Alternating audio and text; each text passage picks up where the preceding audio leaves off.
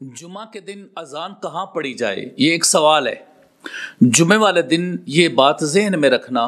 کہ جہاں پر خطیب ممبر پر بیٹھا ہوتا ہے اس کے بالکل سامنے کھڑے ہو کر اذان نہ پڑھی جائے۔ جس طرح آج کل کچھ لوگ کرتے ہیں کہ خطیب صاحب ممبر پر بیٹھے ہوئے ہیں، وہ سامنے کھڑے ہو جاتے ہیں بالکل ایسے اسپیکر لگا کے تو اذان پڑھنا شروع کر دیتے ہیں۔ یہ رسول اللہ صلی اللہ علیہ وآلہ وسلم کی سنت کے مطابق نہیں ہے۔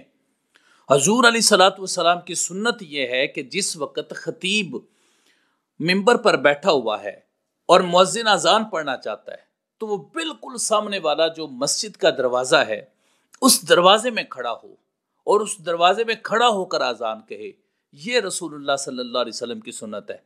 اور یہ بات ذہن میں رکھیں، جب پیارے آقا علیہ الصلوۃ والسلام کا عہد مبارک تھا تو تب ایک اذان ہوتی تھی، اور حضرت عثمان غنی رضی اللہ تعالیٰ عنہ کے عہد مبارک میں دوسری اذان بھی جمعۃ المبارک کی شروع ہوگی۔ اب حضور علیہ الصلوۃ والسلام کے دور میں جو اذان ہوتی تھی اس کا طریقہ کار کیا تھا،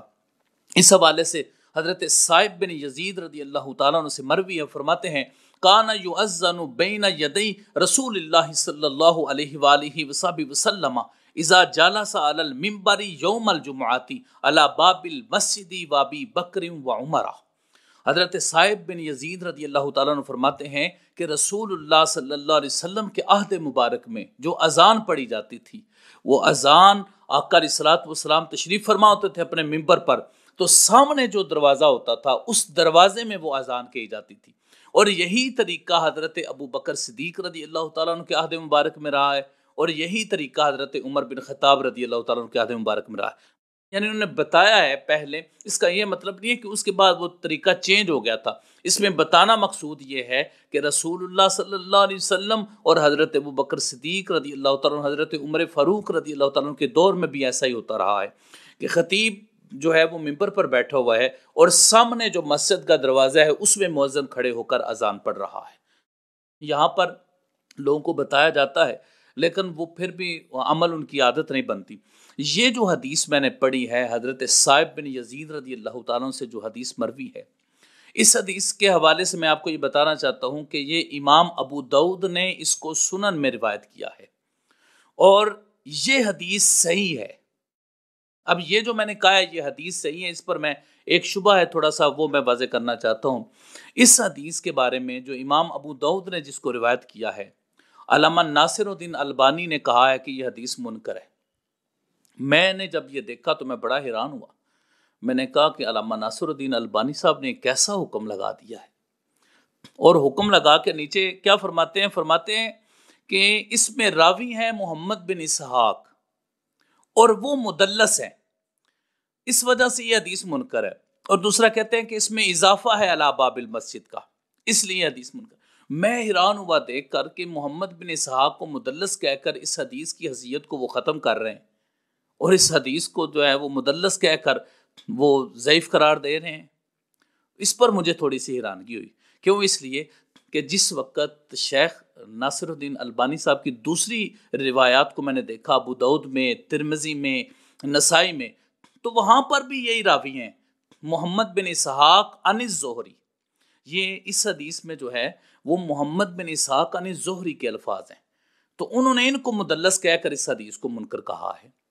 جبکہ انہوں نے اپنا جو حکم لگایا ہوا ہے ابو داؤد کی دوسری روایات میں ہے، ترمذی میں ہے، نسائی میں ہے، وہاں پر بھی یہی ہے محمد بن اسحاق عن الزہری، اور اس حدیث کو انہوں نے صحیح کہہ دیا نیچے۔ حیرانگی تو ہوتی ہے کہ ایک جگہ پر ایک بندہ اس حدیث کو محمد بن اسحاق کو مدلس کہہ کر پھر اس کے نیچے وہ حکم لگا رہا ہے کہ یہ حدیث جو ہے وہ منکر ہے، اور باقی ساری جو بھی اس نے حکم لگائے ہوئے ہوں وہ باقی جتنی بھی حدیث کی کتابیں ہیں اس میں اس حدیث کو صحیح کہہ رہے ہیں۔ اسی طرح امام حاکم نے بھی اس جو روایت کی یہ جو میں نے سند پڑھی ہے اس سند کو ذکر کر کے وہ کہتے ہیں محمد بن سلمہ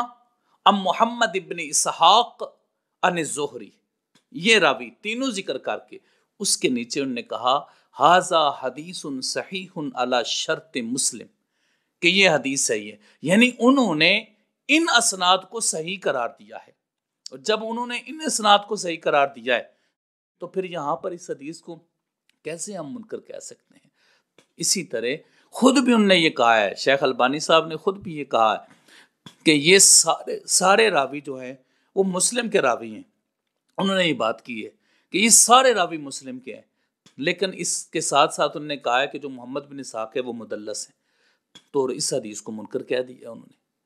جبکہ میں یہ کہتا ہوں کہ یہ حدیث صحیح ہے، یہ حدیث منکر نہیں ہے۔ اور دوسرا یہ تو محدثین کرام کے ہاں قاعدہ بھی ہے کہ امام ابو داؤد جن روایات پر خاموش ہو جائیں، اور خود بھی ان کا یہ حکم ہے، میرے اس پر امام ابو داؤد رحمۃ اللہ تعالیٰ علیہ پورا بیان موجود ہے، وہاں پر آپ سنیں کہ امام ابو داؤد جس پر خاموش رہیں وہ حدیث یا صحیح ہوتی ہے یا حسن ہوتی ہے، اور جس کو وہ بیان کر دیں پھر وہ آگے حدیث ضعیف ہوتی ہے۔ تو یہاں پر بھی وہ امام ابو داؤد نے کوئی حکم نہیں لگایا، تو پھر کیسے ہم کہہ سکتے ہیں کہ یہ حدیث منکر ہے؟ تو یہ حدیث جو میں نے ابھی آپ کے سامنے رکھی ہے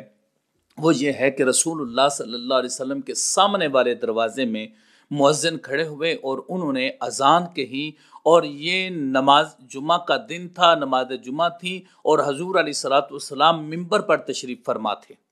لہٰذا جو بھی